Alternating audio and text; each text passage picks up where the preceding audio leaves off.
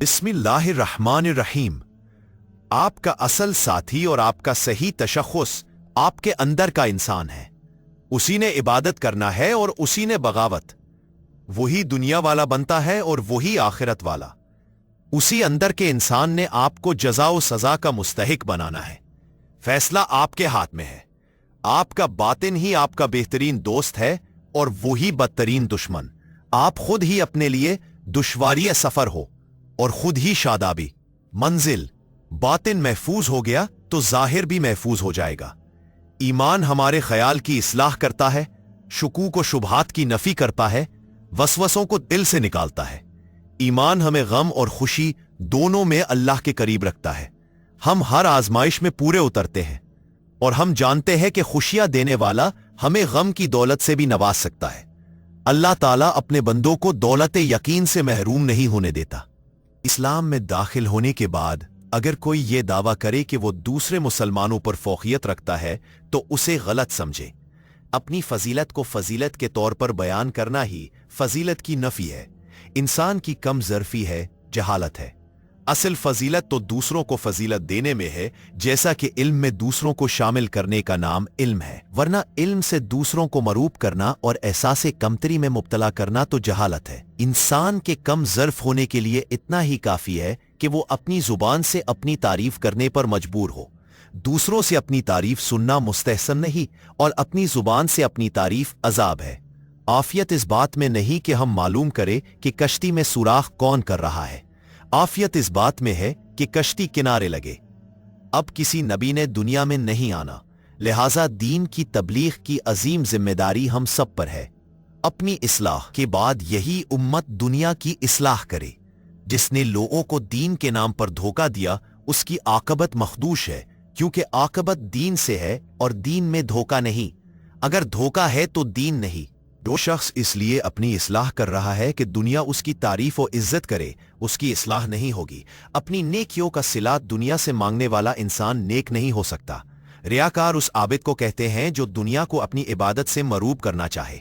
जब तक मुखबिर सादिक सल्लल्लाहु अलैहि वसल्लम की सदाकत पर एतमाद न हो, हम तौहीद की तस्दीक नहीं कर सकते। इंसान का असल जौहर सदाकत है। सदाकत मसलहत अंदेश नहीं हो सकती। इजहार सदाकत का वक्त हो तो खामोश रहना सदाकत से महरूम कर देता है।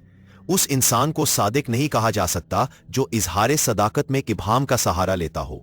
दाना नादानों की इस्लाह करता है, आलिम बेइल्म की और हकीम बीमारों की। वो हकीम इलाज क्या करेगा जिसको मरीज से मोहब्बत ही ना हो। इसी तरह वो मुस्लिह जो गुनहगारों से नफरत करता है, उनकी इस्लाह क्या करेगा। हर सिफत अपनी मुखालिफ सिफत पर असर करना चाहती है, लेकिन नफरत से नहीं, मोहब्बत से। अगर जिंदगी बचाने की कीमत पूरी जिंदगी भी मांगी जाए तो इनकार ना करना। बातिन एक इल्म है, जिसको अता हो जाए वो इसे बातिन नहीं कहता बल्कि जाहिर ही कहता है। इल्म बातिन से जाहिर में आता रहता है। इसी तरह वो गैब जिसका इल्म अता हो जाए वो गैब नहीं कहलाता। गैब वो है जिसका इल्म बंदे तक नहीं पहुंचता। ये सिर्फ अल्लाह के पास है। ऐसे गैब का तस्करा भी नहीं हो सकता और अल्लाह के लिए कुछ गैब नहीं। जिंदगी और अकीदे में फासला रखने वाला इंसान मुनाफिक होता है। ऐसा शख्स न गुनाह छोड़ता है ना इबादत। उसकी समाजी या सियासी जरूरत होता है, देनी नहीं। ऐसे आदमी के लिए मायूसी और कर्ब मुसलसल का अजाब है।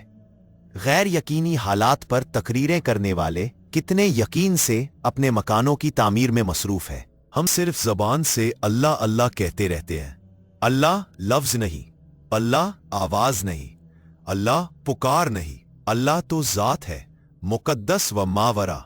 उस जात से दिल का ताल्लुक है, जबान का नहीं। दिल अल्लाह से मुताल्लिक हो जाए तो हमारा सारा वजूद दीन के सांचे में ढल जाना लाजमी है।